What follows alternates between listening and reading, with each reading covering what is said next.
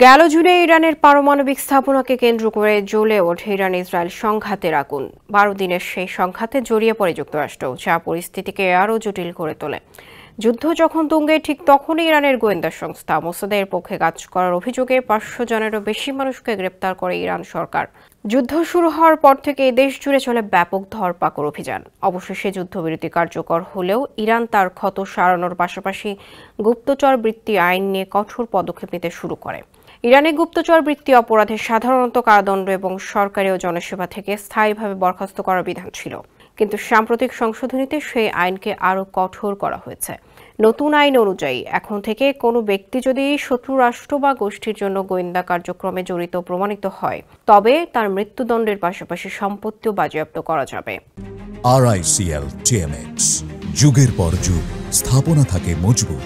এই নতুন আইনে আরও বলা হয়, মৃত্যুদণ্ড ছাড়া অন্য কোনো সাজার বিরুদ্ধে আপিল করা যাবে না। তবে মৃত্যুদণ্ডের বিরুদ্ধে সর্বোচ্চ 10 দিনের মধ্যে সুপ্রিম কোর্টে আপিল করার সুযোগ থাকবে। এই সংশোধনী ইরানের জাতীয় নিরাপত্তার ক্ষেত্রে এক নতুন এবং কঠোর অধ্যায়ের সূচনা করেছে।